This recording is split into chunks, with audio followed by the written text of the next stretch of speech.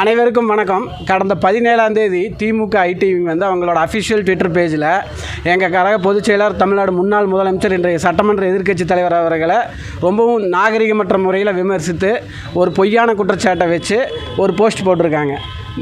ஒரு சாதாரண விவசாய குடும்பத்தில் பிறந்து தன்னுடைய கடின உழைப்பால் படிப்படியாக முன்னுக்கு வந்து தமிழகத்தின் முதல்வரானவர் 4 ஆண்டு காலம் தமிழகத்துக்கு சிறப்பான ஆட்சியை கொடுத்து அனைத்து தரப்பு மக்களுக்கும் சிறப்பான பல திட்டங்களை கொண்டு வந்து மக்கள் போற்றும்படி சிறப்பாக செயல்பட்டது புரட்சித் தமிழர் எடப்பாடியார் அவர்களை மிகவும் தரம் தாழ்ந்து தரக்குறைவாக ஒரு சித்திரம் போட்டு அவங்க அஃபிஷியல் பேஜில் போட்டிருக்காங்க. அதுக்கு நாங்கள் கடுமையான கண்டனத்தை தெரிவிக்கிறோம். அது போட்ட அந்த டிஎம்கே ஐடி விங் மற்றும் அதன் மாநில செயலாளர் திரு டிஆர்பி ராஜா அவர்கள் மீது கடுமையான நடவடிக்கை எடுத்து அந்த போஸ்ட்டை ட்விட்டர் அவங்க அஃபிஷியல் பேஜிலிருந்து உடனே அதை ரிமூவ் பண்ண சொல்லி நம்ம கோயம்புத்தூர் கமிஷனர்கிட்ட நாங்கள் கம்ப்ளைண்ட் கொடுக்க வந்திருக்கிறோம்.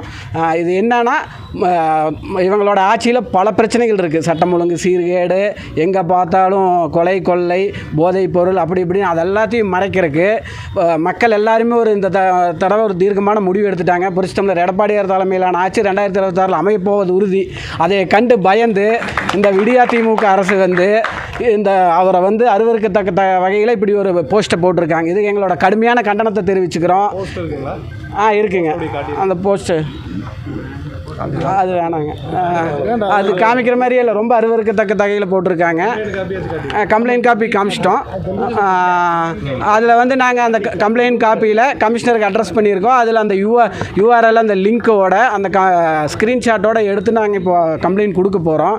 இதுக்கு இந்த கோவை மாநகர காவல்துறை ஆணையர் இதுக்கு தக்க நடவடிக்கை எடுத்து அந்த போஸ்ட்டை உடனே நீக்கணும். அது மட்டும் இல்லாமல் சம்மந்தப்பட்ட நபர்கள் அந்த போஸ்ட்டை போட்ட டிஎம்கே ஐடி விங் மேலேயும் அந்த மாநில செயலாளர் மேலேயும் கடுமையான நடவடிக்கை எடுக்கணும். இதுக்கு செய்ய தவறினால் கட்சி தலைமையோட உத்தரவை பெற்று மீண்டும் பல போராட்டங்கள் நடத்துவோம்.